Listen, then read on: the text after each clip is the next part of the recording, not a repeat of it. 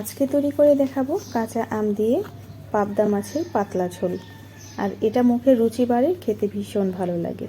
তো প্রথমে আমরা রান্নার রেগুলার তেল দিয়েছি, তার মধ্যে দিয়ে দিয়েছি পেঁয়াজ কুচি আর দিয়েছি কাঁচামরিচ।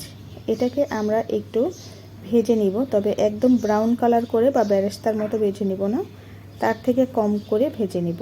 যখন একটু নরম হয়ে যাবে, হালকা সোনালি বর্ণ ধারণ করবে, তখন আমরা এর মধ্যে আদা ও রসুনের পেস্ট দিয়ে দিব 1 চা চামচ, দিয়ে একটু নেড়েচেড়ে নেব যাতে করে আদা রসুনের কাঁচা গন্ধটা দূর হয়ে যায়। এখন স্বাদ মতো লবণ দিব, যেহেতু টক রান্না করব তাই লবণের পরিমাণটা একটু বেশি লাগবে। দিয়েছি হলুদের গুঁড়া 1/2 চা চামচের থেকে একটু কম, মরিচের গুঁড়া 1/2 চা চামচ, দিয়ে একটু ভালো করে নেড়েচেড়ে নেব। এখন আমরা এগুলাকে খুব ভালো করে কষিয়ে নেওয়ার পর এর মধ্যে দিয়ে দিব টমেটোটাকে আমরা একটু নেড়ে চেড়ে নেব যাতে নরম হয়ে যায়। কিছুক্ষণ রান্না করে নেব। নেয়ার পর ঠিক টমেটোর সাথেই আমরা দিয়ে দিব হচ্ছে এখানে পাবদা মাছ। আমি পাবদা মাছটাকে দিয়ে একটু নেড়ে চেড়ে নিতে হবে, নিয়ে নিচ্ছি। আর এটা টিপস কিন্তু হচ্ছে, এই পাবদা মাছটা যখন আপনি দিবেন সঙ্গে সঙ্গে এটাকে নেড়ে চেড়ে কষিয়ে নিতে হবে, কারণ কিছুক্ষণ পর মাছটা নরম হয়ে যাবে, তখন কিন্তু এভাবে আর নাড়াচাড়া করা যাবে না। তো কিছুটা পানি দিয়ে আমরা এখন আলতো হাতে এটাকে নেড়ে চেড়ে দিব যাতে মাছগুলো ভেঙে না যায়। তো এই টিপসটা কিন্তু ফলো করবেন, এভাবে মাছ রান্না করলে আপনাদের মাছ ভেঙে যাবে না। তো কিছুক্ষণ আমরা এটাকে কষিয়ে নেওয়ার পর এখন আমরা ঝোলের জন্য পানি দিয়ে দিচ্ছি।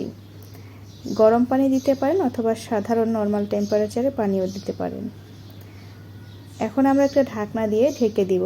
চুলার ফ্লেমটা এরকম বাড়তে থাকবে, একদম ফুল ফ্লেমে দিয়ে এটা যখন বলক চলে আসবে, দেখুন এটা বলক চলে আসছে।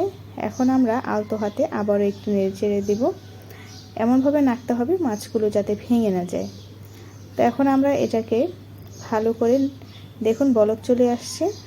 এখন ঢাকনা দিয়ে ঢেকে আমরা এটাকে চুলার ফ্লেমটাকে কমিয়ে দিব। এখন আমরা এটাকে কিছুক্ষণ রান্না করে নেব যাতে ঝোলটা পর্যাপ্ত পরিমাণে জাল পায়। ঝোলটা যখন ভালো করে জাল পাবে, মানে একদম ফুটন্ত বেশ কিছুক্ষণ এরকম ফুটবে, তাহলে কিন্তু খেতে ভালো লাগবে।